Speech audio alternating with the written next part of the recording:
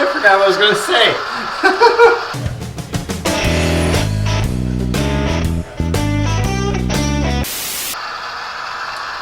Hey everyone, I'm Matt and welcome back to my layout.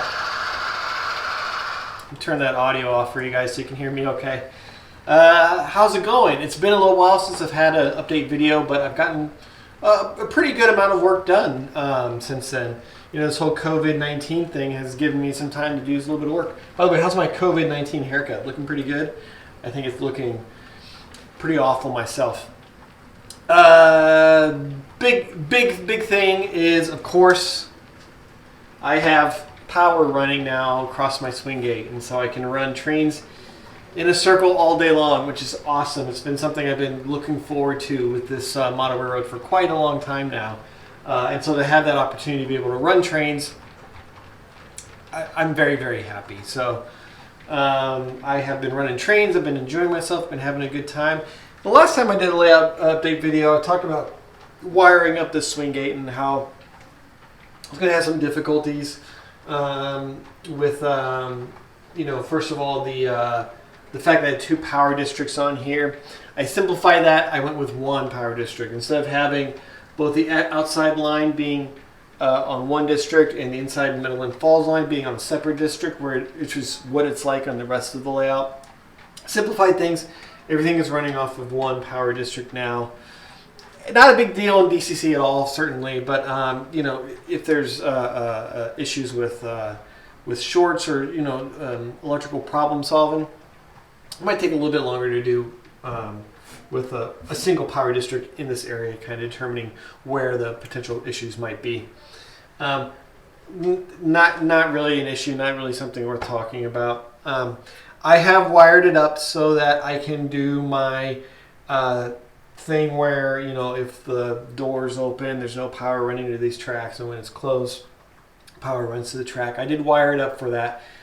I haven't implemented that feature yet because I'm still trying to figure out exactly how I want to be able to do that. Last time I talked about having some plugs that plug into the front of the fascia. Somebody in the comment section gave me a great idea for, I can't remember what they're called now, but it's like a magnetic switch that when the magnets come in contact with each other, the switch closes and allows electricity to flow. If they're open, it does not. Very similar to how, like if you have a home alarm system, you got those things on the windows. Same deal. I purchased the components for that.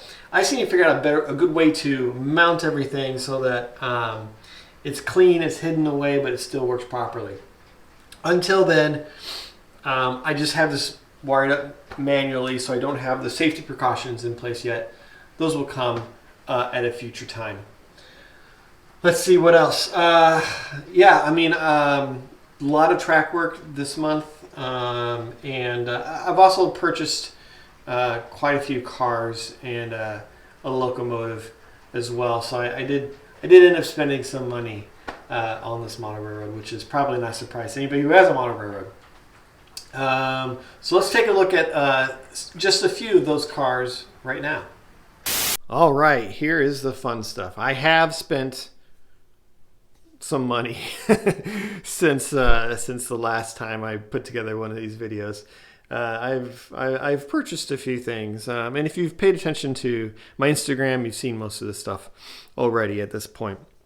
First of all, we have two bay covered hoppers. I love 2-bay covered hoppers. They're my favorite car. You can fit a lot of them in a small space, so they're great for small layouts. But yeah, I realized as I brought out all of my equipment and I kind of did the math, I realized I was kind of off as far as how much rolling stock I needed on my layout to do a full operating session, which just meant I had to buy more cars. So I bought some more cars for sure. Here is one of my acquisitions. These are Athearn 2-bay covered hoppers. I really love these cars. There are lots of great detail, lots of little wire elements all throughout, and what you get with them is a really good value. You can find these for actually a pretty good price. They're a little older now as far as cars go, and so you can find them for a pretty good price. Now these two guys are old models as far as the real world railroading goes. These are cars built in, I think, the late 60s, early 70s. You can find them on railroads up through the mid 2000s. I don't know if 2018 you can still find them on there, but hey, it's my railroad. These are my favorite of the 2-bay hoppers. They look so great. They're so boxy. There's lots of great little, details like roof walks and all these little wire. I think they're a great looking car. So they are included on my layout. These two are lettered for BN. They will be patched for the BNSF. So I've actually got another one on the way, so I'll have 3 of these before the end of the day. Here is a BNSF 2-bay hopper. This is a more modern hopper, something you're more likely to see on the railroad these days. I had to buy one of those. This is an Athearn model as well. And I had to get more center beams because you can never have enough center beams. I wanted a really long center beam train for my Union Pacific traffic. So I bought a couple CN center beams. These are Atlas models. Very nice. I've got more than enough center beams. I never need to buy another one ever again. I think I've got 11 of them now. So I'm good there.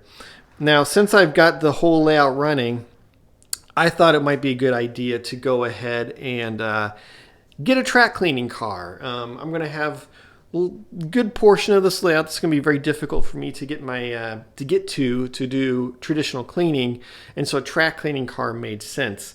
Now, I don't know if you've seen, but there's like a really nice kind of brass. It looks like a tank car. It's just essentially you fill it with liquid, and then it's able to clean the track that way. It's like $160 though, and I was not going to spend $160 on that car. So what I ended up going with is this Bachmann car. It's still a little pricey for what it is. I think it's like a $45 car. The details aren't super great, although this has kind of got some nice. It has a little bit of like a sort of a mesh look to it.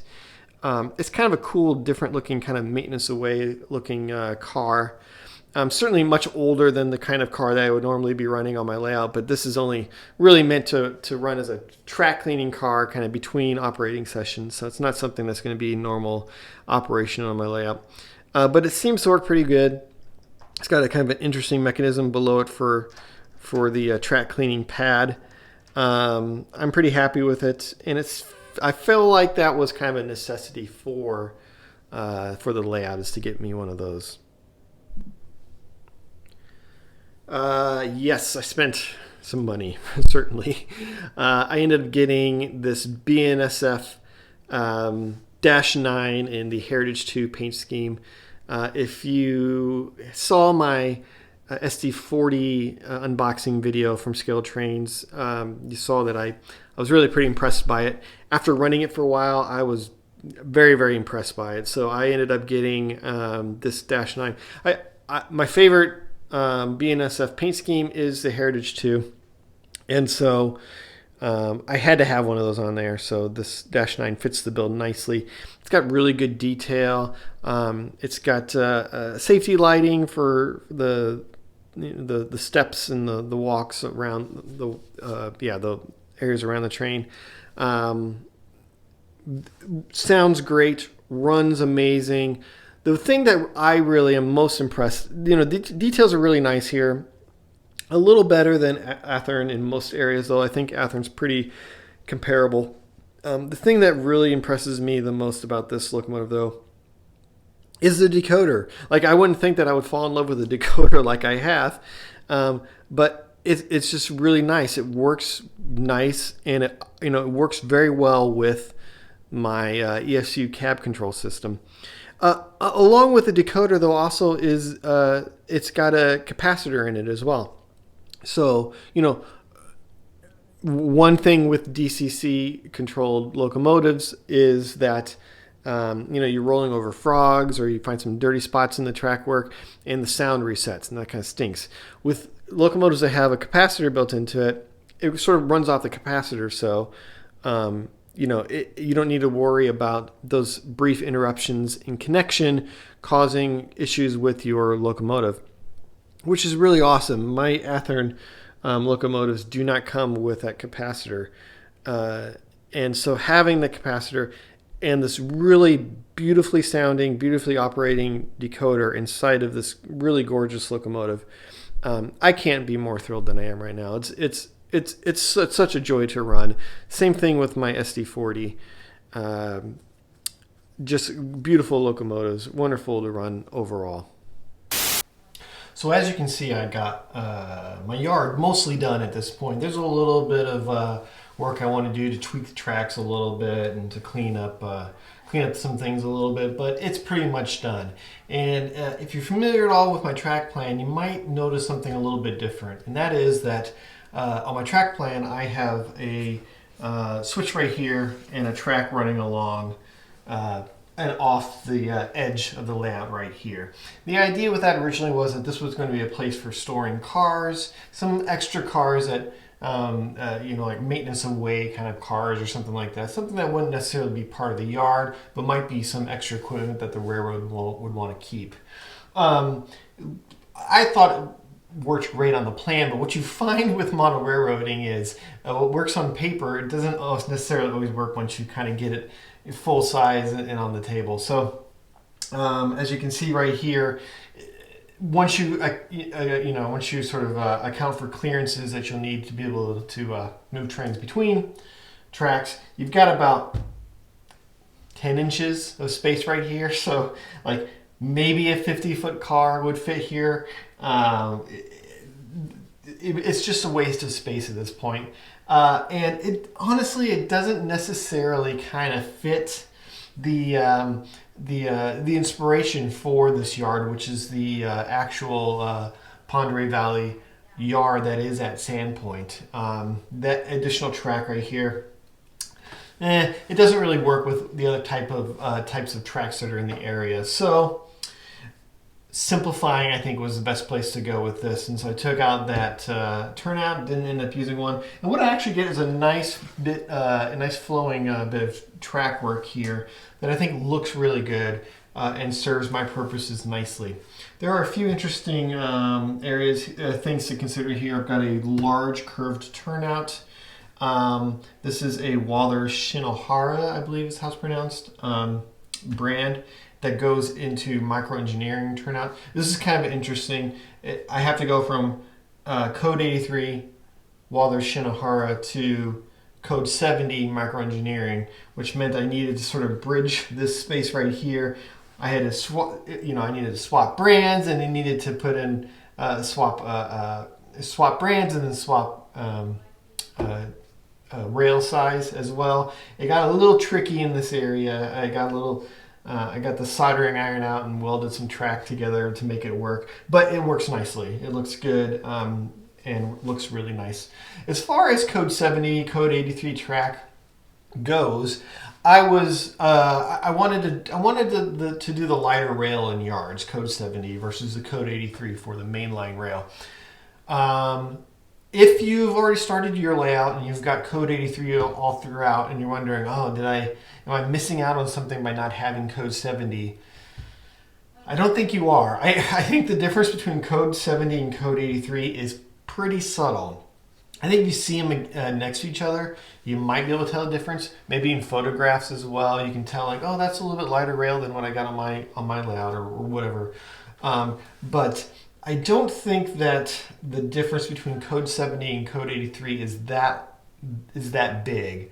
And so you're not missing anything if you decided to go full code 83 throughout. Maybe if you've got a couple of really light rail sidings and you want to go down to like a code 55, I think that bigger jump between code 83 and code 55 will result in kind of an interesting look for the layout. I think code 70, don't get me wrong, I think this is a great rail size for yards. I think it looks really good. I'm glad I did it. I wouldn't have gone back if I had the option. But you're not missing out if you didn't do that, is what I'm trying to say there. So yeah, so that's the changes on this side of the yard. Let's take a look at the changes on the other side of the yard.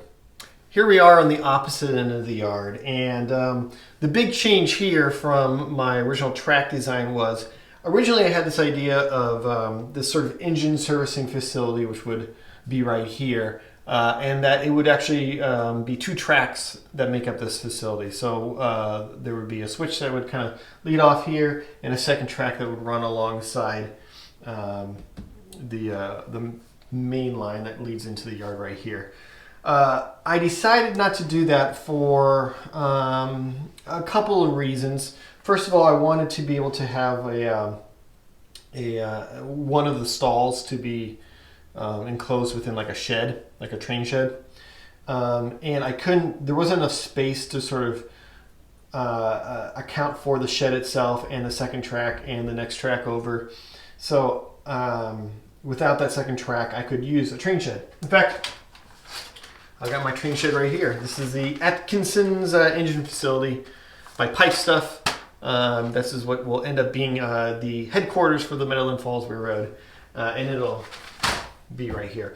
The second reason why I got rid of that second track was because it was it's not. I don't have a big yard here. This is not a very large yard. It's only about, I want to say probably about 10 or 12 feet of yard area total, and having a second track right here, that just meant that there was the ratio of engine track to yard track was pretty high, and not in keeping with what I kind of envisioned for the overall look and feel of this layout, which was small railroad, small layout kind of thing. So what I ended up doing was just a single track here. With that, getting rid of that switch gave me more space to actually play with here. So what I've got is I've got kind of 2 power blocks here. I've got one here and a second one right here. And I'm going to build a little panel for the front of my layout here that will allow me to turn on or off each of these individual power blocks. So so I can have not only the power turn on or off on this, but I can also turn this into a programming track as well. So if somebody wants to bring an engine over and run it on the layout, we can hook it up right here, that kind of thing. So in doing so, and I can also store 2 engines on this track as well, one right here and one right here. And so when one locomotive is being used, the other one I can turn the power off of, and so I don't need to worry about power constantly running to one that's not going to be used that often. So I think the overall look is looking pretty good here. The ratio of engine track to yard track is much better now. I still have plenty of space for locomotives, and I got a little additional space here at the end for those maintenance away cars that I wanted to have somewhere on my layout. I got a little bit of space right here that I can place one of those right there on the end. So what are the lessons to be learned from this is basically that your track plan is never 100% perfect on paper. You can get it close, you can get a pretty good idea of what it is that you want, but honestly for me, I don't really get a good vision of what the layout is going to really look like until I get it actually on the tabletop, start getting track glued down, and taking a look at it overall and making decisions as to whether or not it makes sense to have a turnout in a particular spot, or it makes sense to have this amount of, these amount of turnouts, or am I just trying to pile too much track in? I want something that looks realistic, that feels realistic, that doesn't feel crowded in the way that model railroads can kind of sometimes feel. You put too much track, you get this idea of a spaghetti bowl, just too much track work. I didn't want that. So that meant eliminating some functionality, some options, I guess, in order to make something that looked and felt a little more realistic. But I don't really feel like I've given up anything really by doing this. It just makes it a little bit harder if I want the back locomotive to be running that day. I got to pull the front locomotive out, spot it somewhere else, pull the back locomotive out, then bring the front locomotive back and put it back in its place. But that's just extra operations, right? So yeah, let's take a look at some of the recent additions to the model railroad. we'll finish everything up today underneath my layout, and I have installed a couple of circuit breakers for the layout. These are from Tony's Train Exchange. I think they're called PSX-1s or PCX-1s. I can't remember right now, but they are really excellent circuit breakers. Very easy to hook up and install. I mean, essentially just run a couple of wires and they're done. There's nothing additional you need to do to them. They work right out of the box. You can adjust them through DCC programming, so you can slow them down a little bit if you need to. So you know, there's some good flexibility there. I've got two of them. One for the Union Pacific Power District, which is going to be, if you look at my my track plan, it's the Union Pacific main line along with all the staging tracks. The second one is going to be for the Meadowland Falls Power District, which is going to be most of the visible track you see on the layout. So ran all these, wired them up, and it just adds an extra little bit of protection for my model railroad. I've got, we have expensive equipment we're running on these things. We want to protect them as much as possible from shorts or or any other electrical issues that might happen. And something like this, I wanted to get this installed early because early is better than too late, if that makes sense. So now that I've got the layout running and I can run trains in a circle, I can play with my yard a little bit. Now's the perfect time to install some circuit breakers. So those went in really easy, and and plus it makes it look so cool down here. It's like I've got some I don't know, like electronic professional thing going on. I don't know what it is exactly, but it's impressive to me. So anyway, all right, well, I guess that's it for today's update. Thanks for stopping by, checking it out. Hopefully I'll see everyone on my Saturday morning live sessions. Is something that I'm doing now with my model railroad, and it's something that has kept me kind of continue to work on the layout on a regular basis, and it's been fun to talk to people and just talk about trains. It's a lot of fun doing those. So I'll be looking to improve them in the future, get better, make the streams of a better quality and that kind of thing. But that's for the future. Other than that, check me out on Instagram to see all the latest I'm doing with my layout. And check out my blog if you want to know a little bit more about this railroad and all the research and everything that's gone into making it. So thanks again for stopping by. I'll see everyone in the next video.